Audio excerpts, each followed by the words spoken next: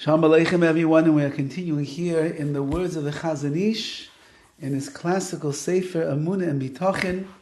And for those of you that are just joining us now for the first time, we are about a quarter of the way into the Sefer over here, and we're dealing in the chapters called Musar v'Halacha, how Musar, the ethical works and refinement of one's midas, of their character, and building in their Emunah and their Bitachon and the like, must be heavily complemented by halacha, by the way in which the law is supposed to be kept.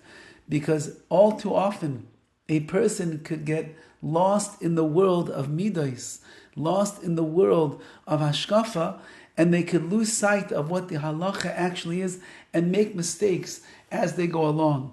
And therefore it's important and incumbent upon a person that is working on themselves and thriving and striving to grow in their avodas Hashem.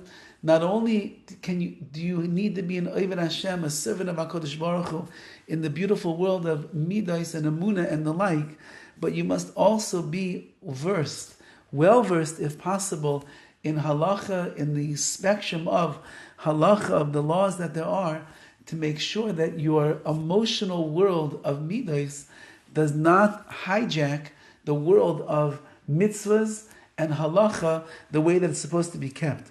And we're speaking over here about a person who, let's say, has a business in a particular town, and somebody comes in and wants to open up the same exact business in that town. Now, according to the Torah law, he is allowed to. Maybe there's parameters on how close can he open up the store, what exactly, but l'maisa, the truth of the matter is that someone else is allowed to come in and open up the same shop. If you live in New York and there's a pizza shop at every block, nobody is making any mistakes over there. You are allowed to open up another pizza shop, competition down the road, it's not a problem. If you are a clothing store, and this one is selling boy suits, and that one is selling boy suits, and this one sells men's suits, and this one sells women's clothes, and down the street, another one opens up that's selling the same exact type of clothing. Nothing is wrong with that at all. The Torah doesn't does not prohibit that. That is permissible. And sometimes the Chazon Ish is pointing out, the people that had the stores there first, they get very upset when somebody else opens up in town, and they look at their losses, and they look at their lack of success in business for that particular season of that year as the fault of the person who moved in, and they begin blaming him and taking out their wrath upon that person. This is a very big mistake, as the Chazon Ish points out. V'amna, moreover, bisman shemeisim Esraela matras chitzov shel mereiras liyomayin, if a person makes his friend the target of his bitterness, v'toyle bayes kol ha'ilais shel yasa chasei, and he blames the other person for his own personal lack of success. I don't understand. My business not doing as well as it used to do. It must be his fault because he opened up down the street for me. And the truth of the matter is that the person who moved in after the fact, he's doing things according to the laws of the Torah. If you end up getting angry with him and you call him out on what you believe is his avla, is his sin, which he's not doing anything wrong, and he becomes your target of your arrows of hatred because you're so upset that he moved into town, what does it show about you? It shows that you are in the sin, you're ensnared by the sin of deficiency in the Emunah and the Hashkacha and HaKadosh Baruch Hu's providence in your life. Because one of the main fundamental principles in the fear of Hashem is she'em bria ba'olam shebekoicha laharalai olahetiv lai zulas gzeirasai yizbarach. No creature, no person in this world can harm you or hurt you, God forbid, or even benefit you in a positive way unless HaKadosh Baruch Hu decreed that it is supposed to happen. And even